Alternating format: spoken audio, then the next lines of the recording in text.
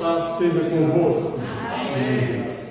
Deixa eu sair do caminho aqui, facilitar a vida, que eles vão descer o púlpito para eu poder ficar mais pertinho de vocês. Temos alguns irmãos assistindo também, então vou ajeitar aqui a câmera para que eles possam participar. Glórias a Deus. Amém. Fechem seus olhos, vamos falar com o Senhor nesta noite. Papai querido, te amamos e te servimos de coração, declaramos o Senhor como nosso único e suficiente Salvador. Senhor Jesus, Tu cuidastes de cada um de nós, morreu por nós, ressuscitou por nós, colocou o nosso nome no livro da vida e nós somos gratos. E queremos aprender mais de Ti, ter mais sede desse conhecimento, para que possamos, Senhor, nos manter firmes nessa caminhada rumo à salvação, rumo aos céus. Fala conosco, Espírito Santo, eis-me aqui, usa-me.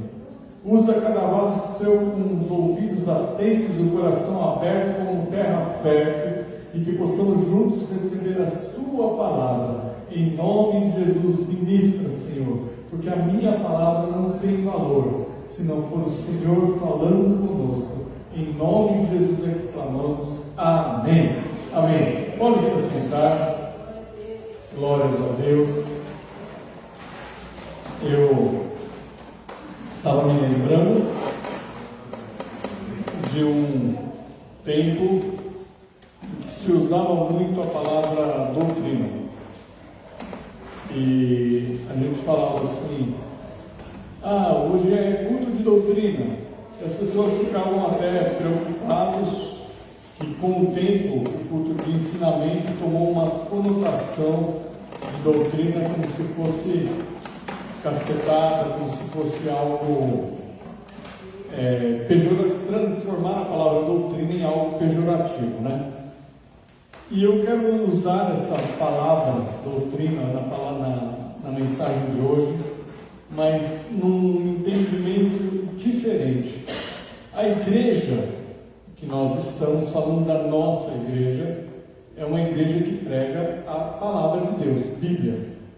Nós não podemos garantir pelas outras igrejas, falar pelas outras, cada um convive na sua igreja e sabe como ela trata as coisas de Deus, como deixa Deus tratar com a igreja e com o povo. E a nossa preocupação é que não sejamos ignorantes. E a palavra doutrina, ela vem exatamente para combater a ignorância. Quando se fala de um culto de doutrina, nada mais é que um culto de ensinamento. Doutrina é um ensinamento. Alguns são doutrinados, ensinados de uma forma, outros são doutrinados de outra forma. Alguns vivem um ministério superficial porque não são doutrinados, vivem uma vida, uma hora cristã, outra hora mundana, outra hora dizendo que é cristão, e assim a vida vai passando, correndo então o risco de terminar a jornada aqui sem doutrina adequada, sem ensinamento adequado. E a Bíblia diz: errai por não conhecer as Escrituras e nem o poder de Deus que está contido nela. Quando você erra por não conhecer, é falta de doutrina. Deveria ter sido doutrinado, ensinado e conhecer essa palavra de ponta a ponta.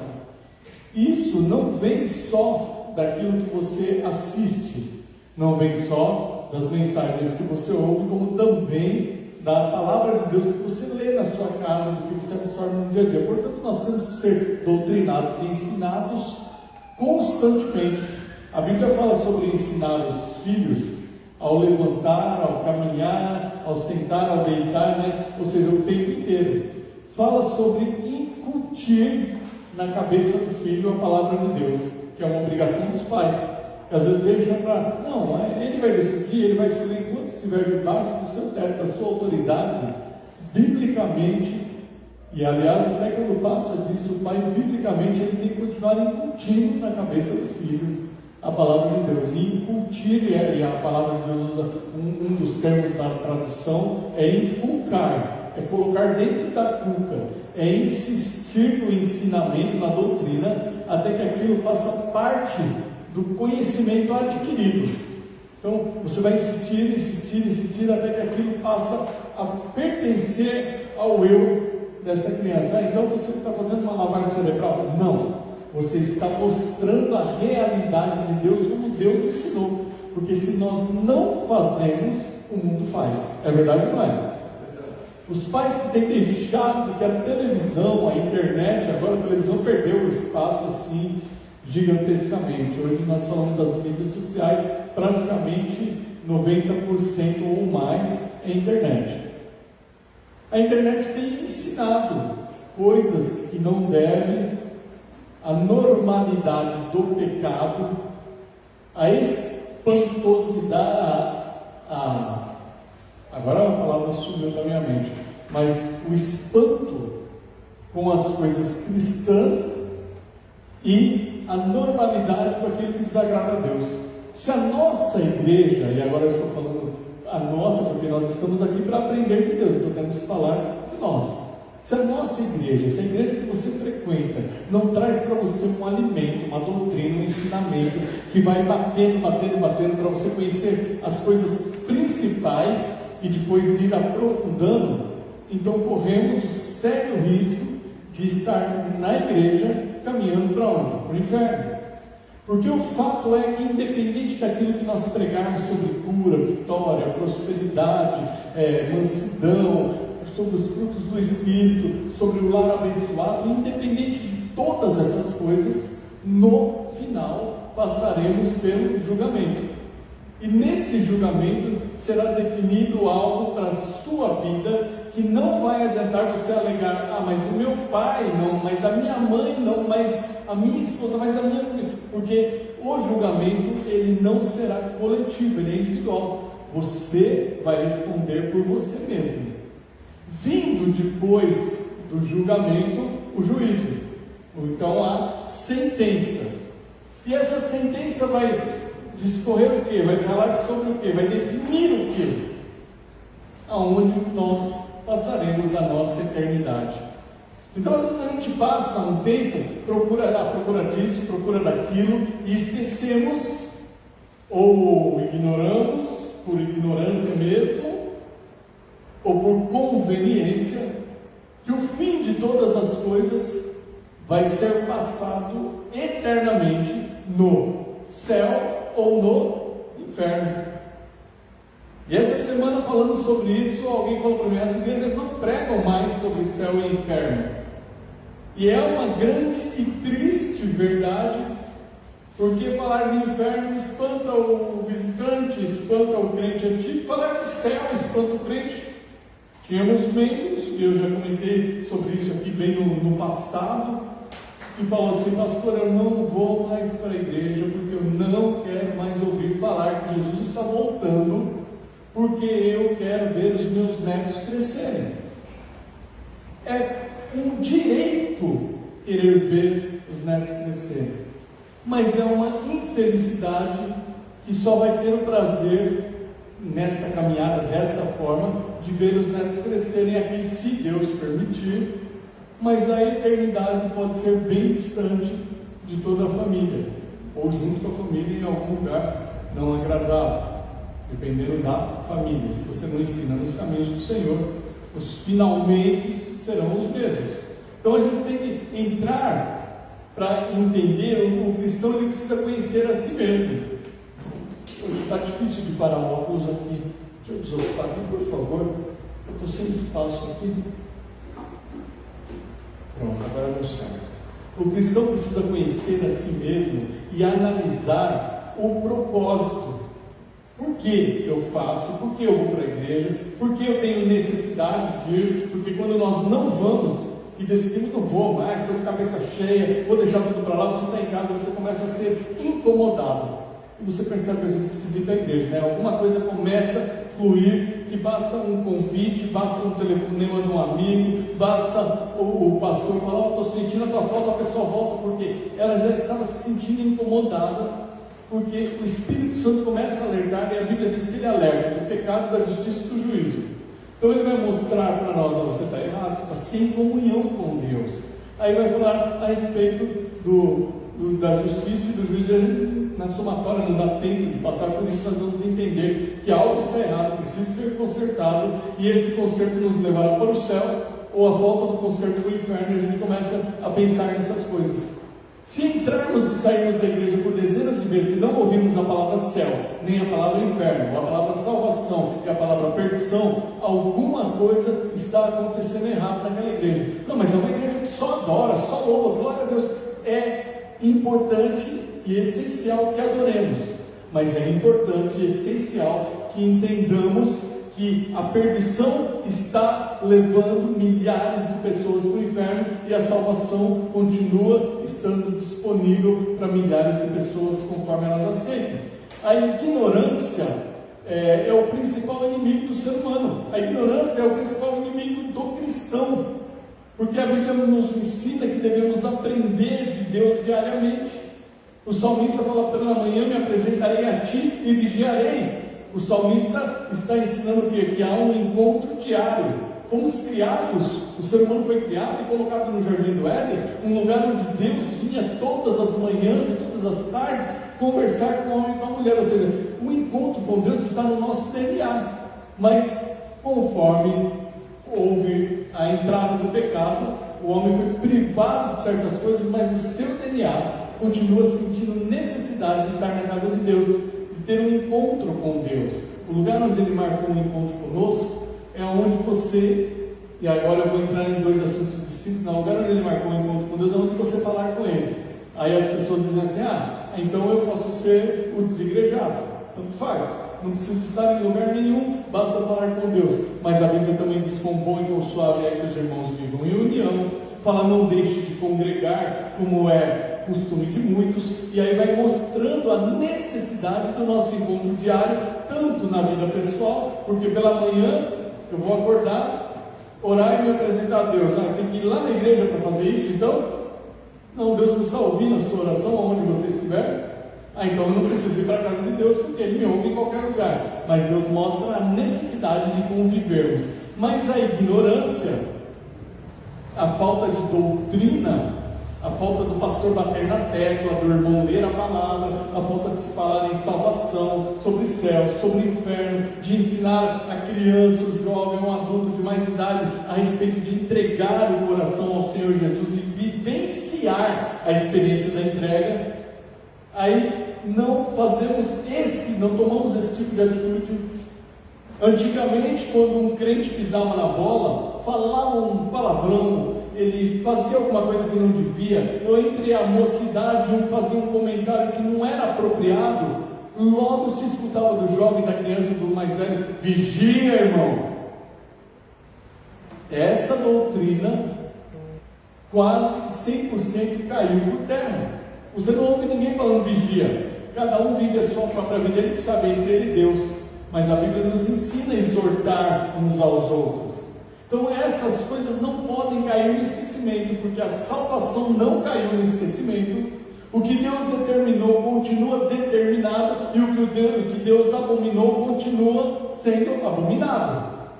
E por que nós mudamos? Porque a sociedade muda, porque as igrejas se adaptaram para receber uma multidão, para elas ouvirem o que querem ouvir. E aonde fica o ponto? Salvação através de Jesus Cristo, o único suficiente Salvador. Perdição através do pecado, no inferno onde há fogo, enxofre e ranger de dentes. E nem foi preparado para nós, diz a Bíblia, preparado para o diabo e seus anjos. Mas nós precisamos estar conscientes disso. E uma vez consciente, uma vez entendendo, estaremos então doutrinados. E uma pessoa ensinável e que adquire o ensinamento, ele deixa então de lado que a ignorância. Porque o contrário de ensinamento, ao contrário de ser ensinado, é o ser ignorante. E aí a gente tem que entender a que ponto a nossa igreja é uma igreja de trato ignorante ou uma igreja que prega a palavra, que ensina, que doutrina o povo. Aí fala assim, não, mas o pastor é fraco. Peraí, não estou falando de mim ou da pastora ou de quem está pregando. Quando a gente começa a analisar, deveria falar mais coisas, deveria ser mais enfático. Você sabe aonde é que você anda. Nós sabemos o que é certo e o que é errado. O problema é que, à medida que não somos lembrados disso, às vezes cai na normalidade do pecado. Isso é normal, todo mundo faz. Mas, se Deus declarou que aquilo é errado, já que se tornou normal, então Deus se readaptou ao pecado, é isso? Quando o pecado não tinha mais como ser tratado, aconteceu o dilúvio. Aí chega um momento que o povo começa a desobedecer, lá na época da Torre de Babel. O pessoal, tá bom, vocês querem inventar um monte de coisa, não vai mais ter limite para o que o povo intentar fazer.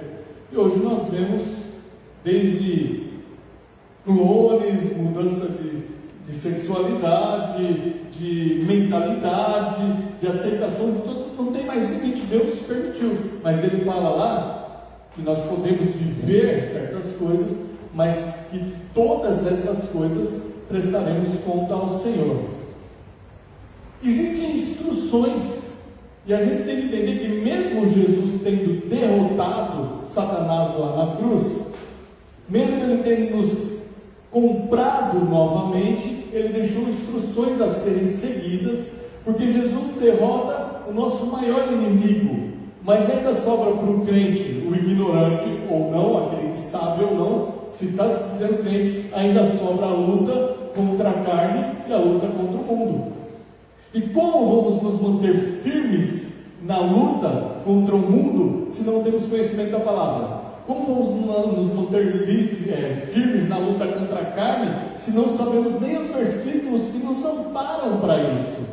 Por isso, o pastor, o ministrante, aquele que traz a palavra, aquele que ora com você, que convive no seu dia a dia, ele tem que estar falando com você: vigia, irmão, presta atenção, irmão, por que você não está firme? O que está acontecendo, meu irmão? Por que você não está vindo? Olha, Jesus está voltando. Essas frases são frases que estão sumindo do cotidiano da igreja. Jesus está voltando.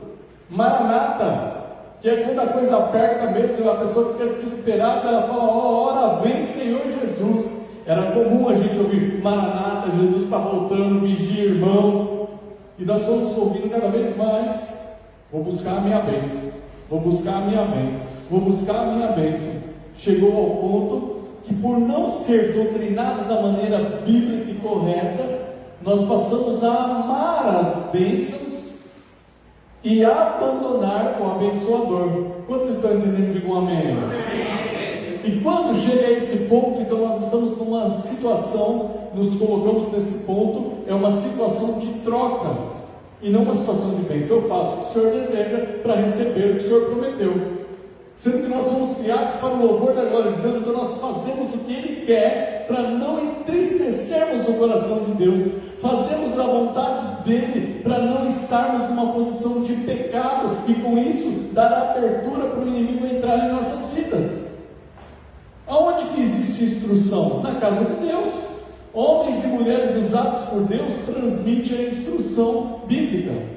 A instrução de Deus, aquilo que Deus ministrou no coração do pregador, aquilo que Deus ministrou na mente, aquilo que ele se preparou para entregar. Mas se essa palavra não for bíblica, for do homem, for minha, pode levantar e pode ir embora, porque não tem valor. O máximo que eu posso oferecer, o que o ser humano pode oferecer, é um aprendizado de autoajuda. Se você agir assim, se você for mais bem-humorado, mas tudo isso com uma raiz bíblica muda nosso pensamento, muda a nossa saúde, muda a nossa finança, nos dá acesso aos céus, nos permite entrar na presença de Deus.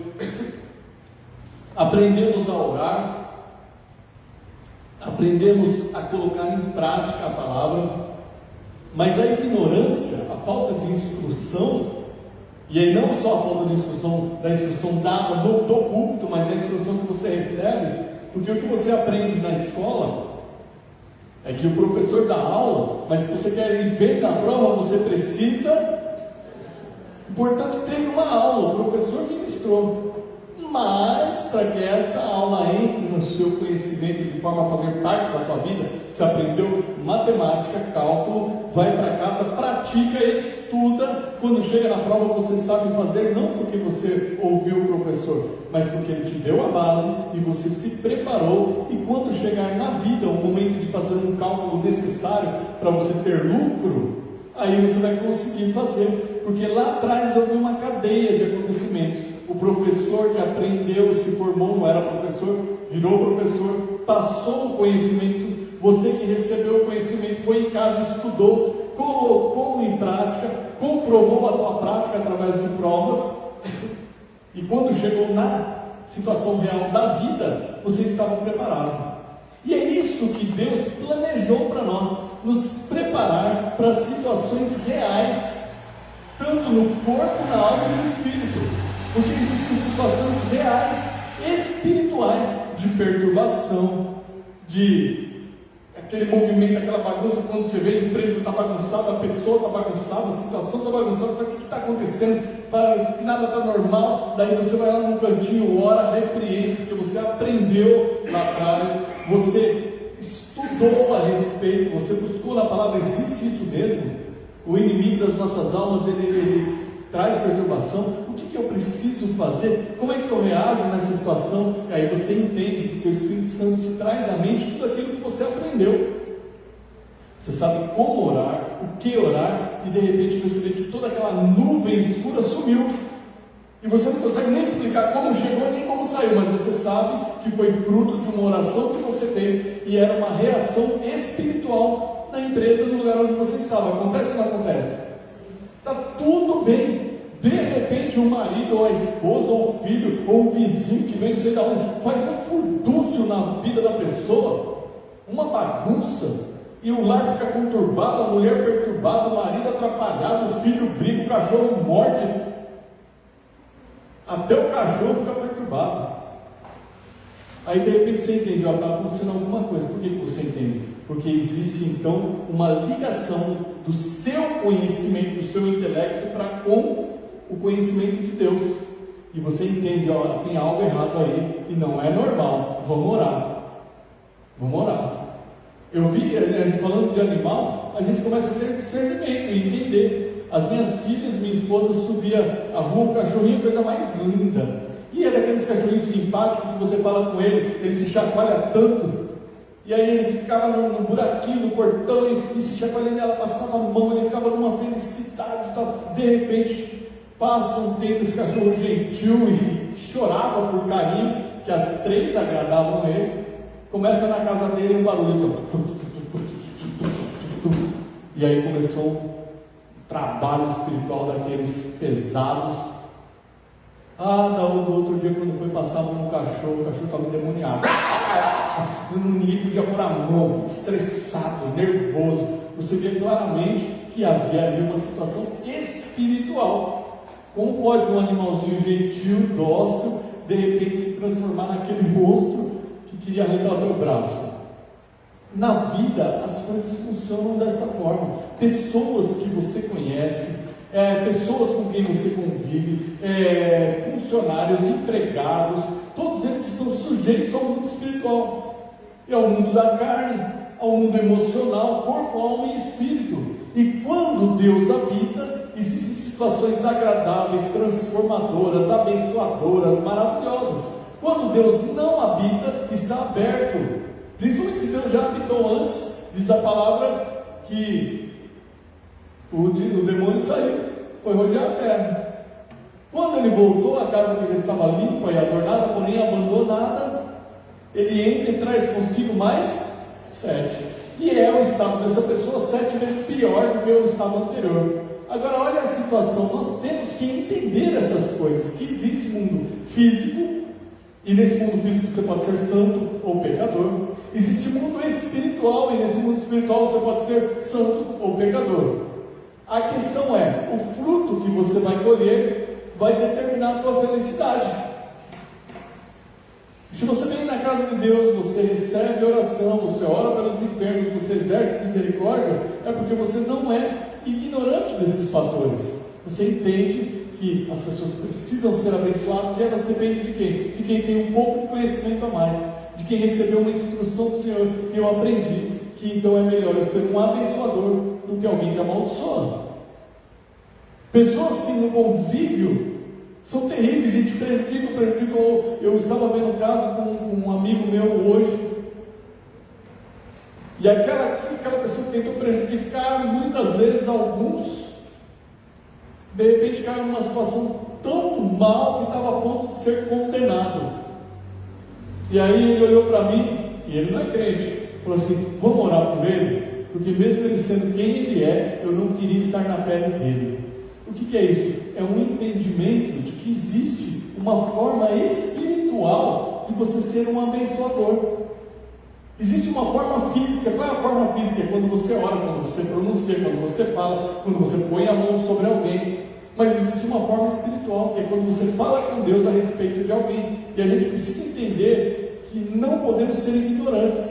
A palavra de Deus em Romanos 12, 15, para você não falar, pastor, não leu nada até agora, antes de ver os versículos. Romanos 12, 15 diz assim: alegrai-vos com os que se alegram, e chorai com os que choram. E é difícil, que é muito mais agradável nos alegrar do que se alegra.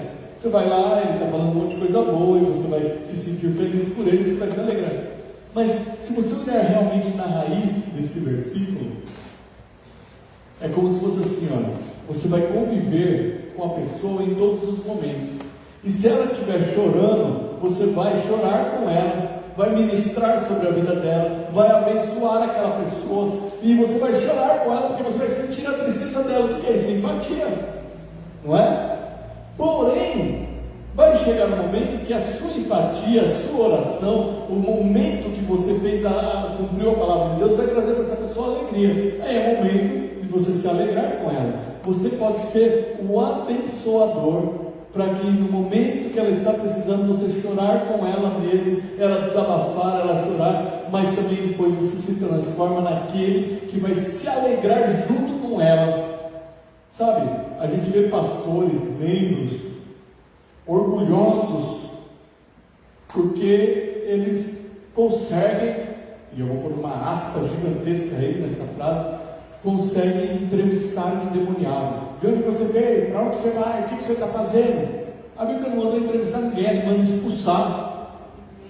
O meu orgulho não está em conversar com quem está detonando a vida de alguém. A minha alegria está em que essa pessoa que estava sendo possuída pelas coisas do inimigo ser liberta. Aí nós vamos chorar com ela de alegria nesse momento, porque ela estava caminhando para a perdição e tendo a vida destruída, mas ela veio para a igreja e nós entendemos espiritualmente o que estava acontecendo, determinamos que aquele inimigo fosse expulso no nome de Jesus, e a glória é para Jesus, e o resultado é daquela vida para Jesus. Aí a gente fica pensando assim, enquanto não deixamos de lado a ignorância e não fazemos o que tem que ser feito, não contribuímos para o crescimento da igreja, não contribuímos para que a igreja cresça com qualidade. E algumas igrejas lotam porque o padrão é expulsar demônios e ali tem poder, porque eles entrevistam, eles perguntam, aí o diabo falou, eu queria fazer isso, eu queria fazer aquilo, eu não quero saber, a Bíblia já disse que veio para matar, para roubar, para destruir, para mim já é o suficiente. Mas aí o que me alegra é ensinar para essa pessoa que Jesus veio para dar vida, e não é qualquer vida. Que tipo de vida? Vida em abundância. E é isso que precisamos viver, uma realidade de ensinamento que faça com que nós vivamos nos lembrando que Jesus Cristo está voltando. E Ele quer encontrar então uma igreja sem mácula nem ruga. O que são as máculas e as rugas? É um vestido de noiva contaminado por sangue, contaminado por mentira, contaminado por sujeira. Ou seja, uma igreja que não aprendeu a se santificar. E Jesus está voltando. Ou mudamos de vida, ou vivemos a nova vida, ou continuamos na velha, porque temos direito de permanecer na mesma vida. Mas a Bíblia ensina que a nossa escolha tem um resultado, e nós é que vamos definir. Tanto é que a palavra diz: todas as coisas podeis fazer. E alguns pegam essa palavra para distorcer sem pensar no resultado, mas nem todas convém. todas as coisas podeis fazer, mas nem todas convêm. Lá, falando dos jovens, a palavra de Deus fala assim: mas saiba que de todas essas coisas prestará contas ao Senhor. Então a gente tem uma caminhada que tem que ser feita com inteligência, e tem princípios que têm que ser aplicados para que a igreja cresça saudável, para que a família seja abençoada, para que haja cura, para que haja libertação. Por ignorância, a gente vê que as pessoas, igrejas, pastores, exaltam os bens que conquistaram naquela igreja e se esquecem das almas que deixaram de conquistar, sendo que a palavra de Deus fala que uma alma vale mais do que o mundo inteiro. E a gente põe a alma para glorificar o tempo todo, porque ela não tinha nada, agora ela tem tudo, ela não tinha carro, agora ela tem carro, ela não tinha casa, agora ela tem casa. Isso são as bênçãos que seguem o cristão genuíno. Mas a prioridade nossa é que almas sejam salvas, que outros entreguem o coração a Jesus, que outros sejam doutrinados a agradarem a Deus, sejam ensinados a receberem as bênçãos por merecimento, mas por um merecimento diferenciado, não de troca, por um merecimento. Eu amo a Deus, eu faço a vontade de Deus, eu tenho prazer em louvar a Deus, eu tenho prazer em abandonar o pecado. E aí Deus fala assim: agora eu vou cumprir sobre a tua vida a promessa que eu dei para os santos, eu vou cumprir sobre a tua vida a promessa de cura, eu vou cumprir sobre a tua vida a promessa de abundância, porque ele encontra um filho que ele tem prazer. Qual pai que tem um filho generoso, um filho amável, um filho estudioso, vai falar assim: agora você vai ficar de castigo no quarto, porque você foi muito bem na escola? Alguém faz isso? Você é muito educado, moleque, você vai apanhar porque você é educado, você tinha que falar mais palavrão. Alguém faz isso? Está bem que acontecendo agora no mundo, bem, mas o cristão não faz isso. O ímpio, o filho falando palavrão para a vovó, mal educado, ai que gracinha. Aí essa criança cresce, dá cada tapa na boca da mãe, que a mãe não consegue mastigar o bife, tem que chupar bife por meses. Aí não acha mais gracinha. Aí parece um comentário assim irônico, de brincadeira, mas a gente vê isso acontecer. Cria um mal educado e depois não suporta a má educação que deu para o próprio filho. E a palavra de Deus nos ensina generosidade, mudança de vida, amor próprio, amor pelo próximo, nos ensina a nos preocupar com que as pessoas tenham cura, que elas tenham prosperidade, mas a base disso tudo é o amor a Deus acima de todas as coisas. Mas e as bênçãos, pastor? As bênçãos seguirão, não se preocupa. Não é o caminho contrário, não é você correndo atrás da bênção e Deus correndo atrás de você, está errado. É você indo atrás do Senhor, e daí Deus não fica se distanciando, falando: vem, não. Você está indo para Deus, a Bíblia diz: chegai-vos a mim, Deus falando, e eu te chegarei a vós. Você vai para a casa de Deus para buscar a Deus, Deus vem ao teu encontro. Você busca a santidade também vem ao seu encontro. Todas as coisas de Deus que você busca, conforme você vai para as coisas de Deus, elas vêm até você, elas representam Deus. Santidade, mudança de vida, uma boa orientação, um aprendizado. Deus gosta de te fazer inteligente. Onde você vai encontrar esse ensinamento? A Bíblia aqui em Josué 1,8 diz assim: não deixe de falar das palavras do livro desta lei. Não deixe de falar da Bíblia. A intenção é que chegue a um ponto de lei que a Bíblia seja proibida, e já aconteceu em muitos países, e está acontecendo em outros. Você não sabe quando vai e se vai acontecer no Brasil. Deus não permita, mas a nação só será abençoada quando a Bíblia diz: se esse povo que se chama pelo meu nome se humilhar, orar, buscar a minha face, se arrepender dos seus maus caminhos, então eu ouvirei dos céus, perdoarei os seus pecados e sararei a tua terra. As bênçãos seguindo aqueles que foram atrás das coisas de Deus. Chegaram-se a Deus, ele se chegou até a nação. Porque a palavra está dizendo assim: não se aparte do livro desta lei, e de meditar nela. Lembra que eu falei? De não ser ignorante, de adquirir conhecimento. Então, de onde vem? De meditar na palavra de Deus. Sabe que é bíblico, Josué 1,8. Meditar quando? De dia e de noite. Para que tudo isso, pastor? O versículo fala: para que você cumpra fielmente tudo o que nela está escrito. Só então, quando você cumpre o que está escrito, e medita nela dia e noite, só então os seus caminhos prosperarão e serás bem-sucedido. Aí, quer ser próspero? Medita na palavra de Deus.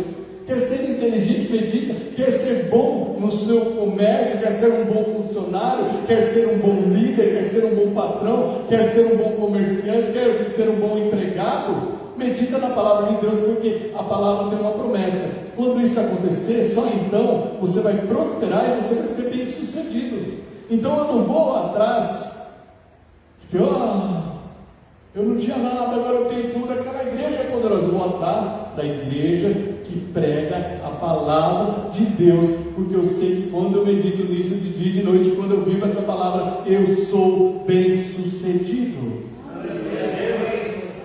Por ignorância, fico comemorando a finança, exaltando o bem e esquecendo das almas.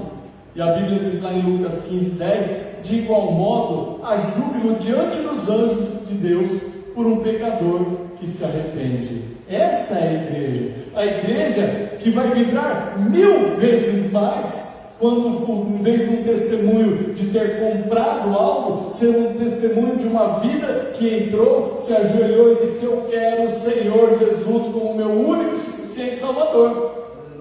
E talvez, dentro da vontade, da santidade desse homem, da vontade de Deus, esse homem vai testemunhar: eu não tinha nada, e Deus me deu carro, casa, dinheiro, me abençoou. Mas isso foi a bênção que seguiu aquele que seguiu o abençoador. E aí nós vamos glorificar a Deus pela bênção, pela vitória. Mas a coisa mais importante, que acontece festas no céu, é quando um pecador se arrepende. Mas pastor, eu não consigo fazer isso. O senhor está falando de inteligência, eu não me sinto muito inteligente. Às vezes eu acho, não se preocupe, meu irmão.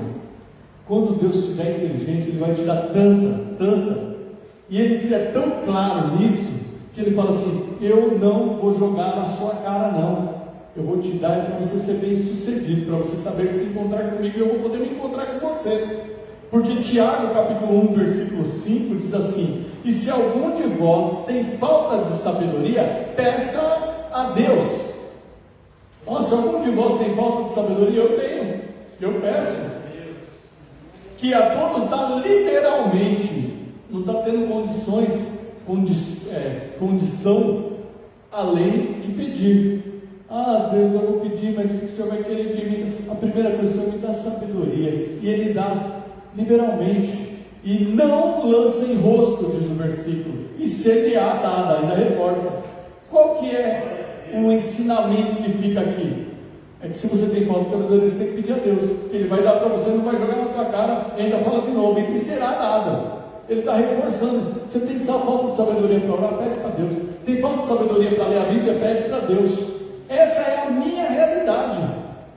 Conseguia ler 500 de Bíblia, não conseguia ler a palavra. Lia livros, mas não conseguia ler a Bíblia. Fui criado, filho de pastor, crescendo na igreja, envolvido completamente no ministério, mas não conseguia ler a Bíblia. Não entendia, cansava, era difícil, era maçante. Até que um dia eu dobrei o joelho e falei: Senhor, quantas coisas eu pedi, o Senhor me deu. Quantas coisas eu precisei, o Senhor fez por mim. Me ajuda a compreender a Tua palavra. Eu tinha medo, eu dormia, eu tinha pesadelos quando era criança. Uma noite sentei e falei: Senhor, em nome de Jesus, a Tua palavra fala que se a gente pede, está ligado na terra, está ligado no céu. Não aceito mais, no nome de Jesus. Eu sei que esse nome tem poder, não quero mais pesadelo. Nunca mais na minha vida tive pesadelo. Aprendi isso. Eu vou usar o mesmo padrão para a Bíblia. O que é isso? É ser doutrinado. Eu aprendi do poder que há no nome de Jesus. Bom, Senhor, eu não consigo ler a Bíblia, eu consigo ler todas as coisas, mas a Bíblia é difícil de entender, está difícil.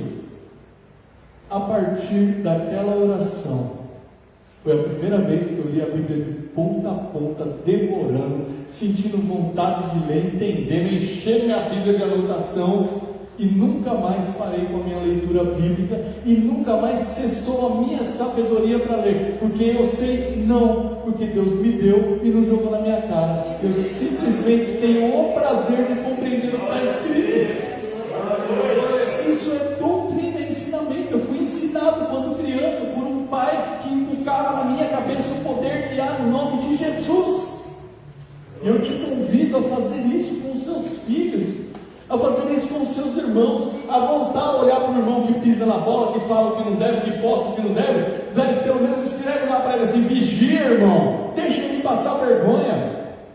Mandou para você o que não deve no zap, escreve para ele: vigia, irmão, Jesus está voltando, vê onde você está nesse meio aí. É chegar na casa de Deus, dobrar o joelho e falar: Senhor, me limpa, me purifica, para que eu seja terra fértil, para que a tua palavra caia no lugar onde ela possa produzir. E o que é produzir? É fazer com que a nossa vida seja transformada, florescendo da forma que Deus deseja. Se Deus te plantou para ser um missionário, que seja missionário. Se Deus te plantou para adorar, que seja um adorador. Mas independente do chamado de Deus, todos nós fomos chamados para sermos adoradores. Quando não há um aperto de mão,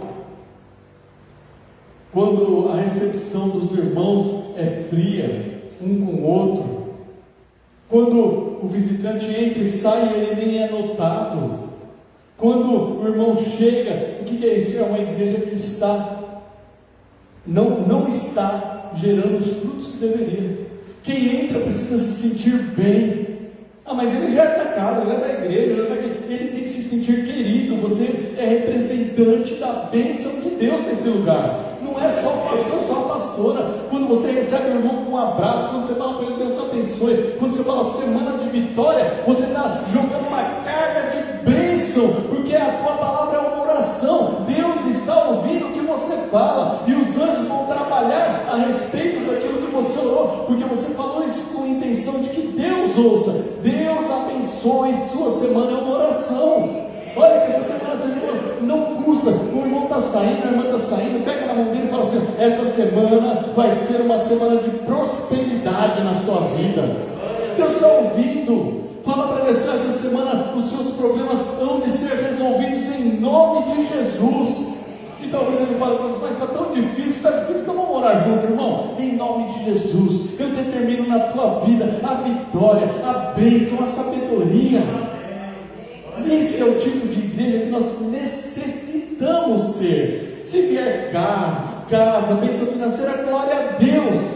Mas a primeira coisa tem que ser que haja salvação. E a salvação, ela precisa de manutenção, ela precisa de irmãos que orem uns pelos outros, de uma igreja viva, que tenha prazer de se cumprimentar, que tenha prazer de ensinar a palavra, que tenha prazer de receber o visitante, de receber o amigo, de receber a família, e falar: poxa, que bom te ver nesse lugar. Que Deus nos dê 300 irmãos Irã para receber na porta, como nós temos. Glória a Deus.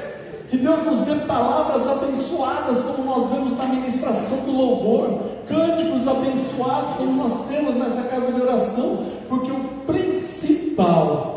a principal pessoa aqui é Jesus Cristo, e o principal motivo de nos reunirmos chama-se graça, uma salvação que nós não merecíamos e está à nossa disposição.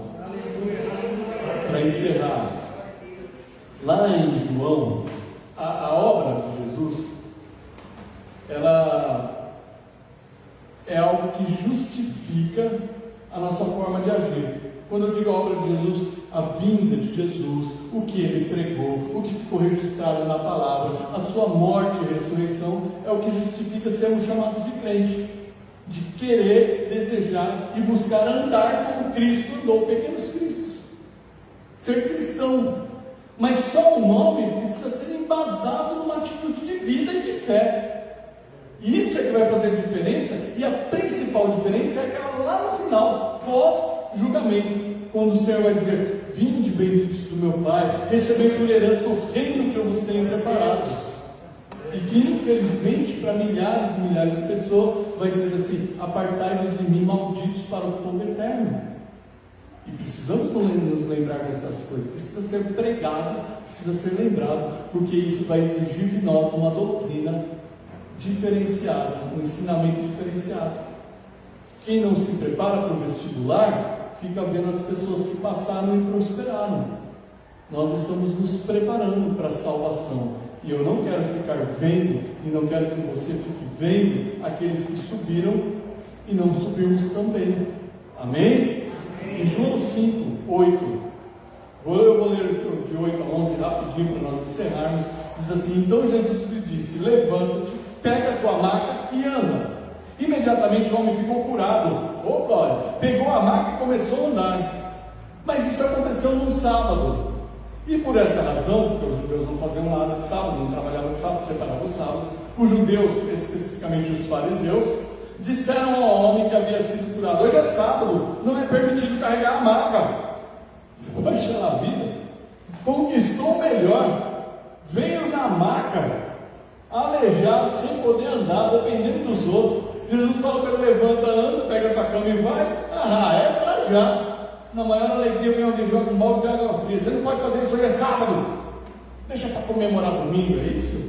Quem consegue? O cego que começa a ver, ele não consegue ficar quieto, ele grita de alegria. O manco, o aleijado, o que tem um defeito que não pode se locomover, quando Deus cura, ele não consegue ficar parado. Eu vou comemorar só no dia seguinte. Mas sabe o que é isso? Olha a resposta dele, no versículo 11. Mas ele respondeu: o homem que me curou disse: pega a tua maca e anda.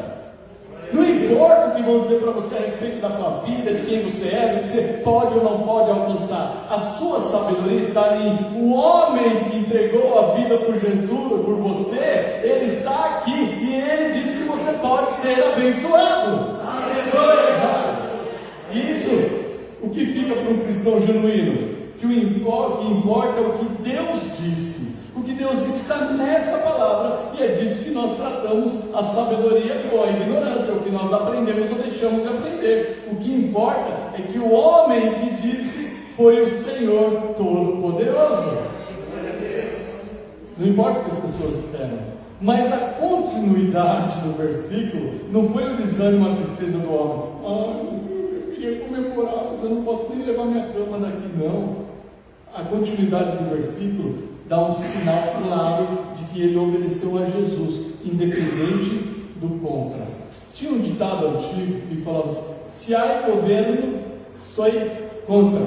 Aí perguntei: mas se não há, sou contra também? Tem gente que é do contra de tudo. Não interessa se Jesus falou, ele é contra. Não interessa se Deus está descendo na igreja, ele está olhando o defeito.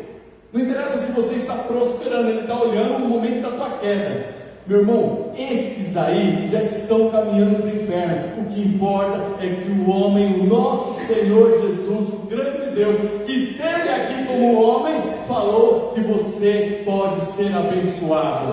No final e o encerramento da mensagem, no versículo 14, diz assim: o sinal que ele obedeceu, é que Jesus encontrou com ele no templo. 5,14 de João diz assim: mais tarde Jesus o encontrou no templo e lhe disse: olha, você está curado, não volte a pecar para que algo pior não aconteça. Começou a doutrina: olha, você está curado. É sinal que ele saiu da onde aquele povo não estava e foi para onde? Para a igreja. Ele foi curado, ele pegou a maca e falou: não importa o que vocês estão falando, o que importa é que o homem me disse que eu podia ir. E ele foi para a igreja e Jesus encontrou com ele lá. É isso que temos que entender. Jesus nos transforma, nos cura, mas nós temos um encontro marcado com Deus. E quando ele vem na igreja, ele vai fazendo uma coisa que ele fez: esse homem tinha acabado de ser abençoado. Olha, mas não peca, para que não lhe aconteça coisa pior. Isso é doutrina. Culto de doutrina é isso. Você recebe de Deus, se encontra com Deus, recebe a bênção de Deus, vai na igreja da sua casa. Você não peca, porque pode ficar ruim a coisa. Que Deus te abençoe, que essa palavra seja frutífera na tua vida, em nome de Jesus. Amém.